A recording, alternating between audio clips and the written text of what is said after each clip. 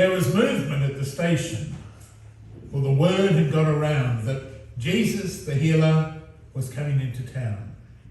So all the townsfolk in that village got ready to meet and to welcome this, their famous visitor. But the lepers, these 10 people who were cast out from that village because of their illness and perhaps because of their disfigurement, they waited outside the town. These lepers would be the first people to meet Jesus as he entered into their lives, and enter he did indeed. These sick people of that local community sought his healing action within their lives. Jesus, Master, they said, take pity on us. They sought some healing action from this man that perhaps they had heard so much about. And on that day outside town, they wouldn't be disappointed. Yet Jesus did nothing with them. He did nothing to them, but simply told them to go and show yourselves to the priests. But this would be enough. Within the tradition of Israel, such words would indicate some sense of healing of the sick. To be advised to go and show yourselves to the priests would mean that these 10 lepers would believe that they would be cured of their diseases.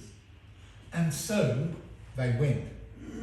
They believed, and as they set out, they were cleansed of their leprosy.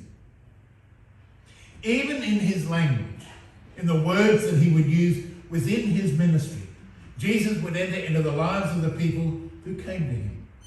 He would make a difference with them, and he would make a difference for them.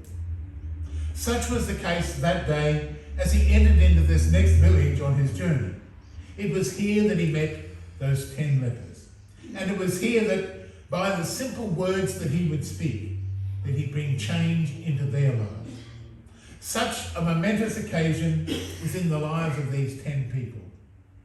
Now that they had been returned to full health, it could surely have enabled each of them to acknowledge the power and the presence of God within their lives. They would want to acknowledge just what had happened to them, as they now had the opportunity to return to normal life, the life that they had known. Perhaps as members of a family who would welcome them in. Perhaps as workers within the village where they could reclaim their job. And perhaps as accepted members of the society of that small community. These lepers were cured. They had been healed, and it had taken place through that healing ministry of Jesus, that prophet of God. So perhaps the first thing for them to do, as it is for all of us, is to return to that place and to that moment of healing and acknowledge just what had happened to them. And then to acknowledge what God had done, their God of history. God who had touched their lives through the ministry of Jesus the healer, the man for whom they had been waiting. No matter who we are, no matter the issues that impact upon our lives today, time and again, we open ourselves to the presence and love of God in prayer, in the hope that God will continue to be with us in the challenges and the difficulties by which we are confronted so often in the ordinariness of life.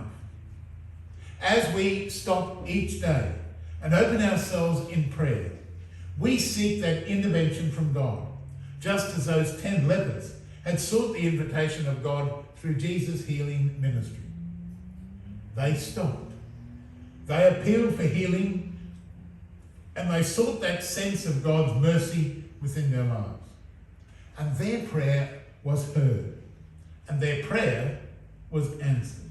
Go and show yourselves to the priests, Jesus had said to them. Now, this would have been something for which they could be so grateful. They had been healed of this terrible affliction, but only one would come back to acknowledge what had happened to him. The other 9, Jesus said, where are they? This perhaps would have been the most significant question to ask that day, as only this Samaritan came back to give thanks. Where are they? It is perhaps a question for each of us as well to spend a moment in time as we also open ourselves in prayer before God. We do seek that intervention from our God for all the challenges and the difficulties that do come our way.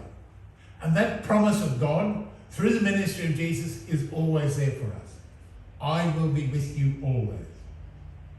But in the midst of our pleas through prayer, it's equally important for us to develop an attitude of gratitude. When we stop to pray within our lives, we begin with thanks. Time and again, God has touched our lives in so many ways. So it's only when we open ourselves in prayer, seeking that moment of encounter with our God, that perhaps it's always good to begin our moment of prayer with an attitude of gratitude.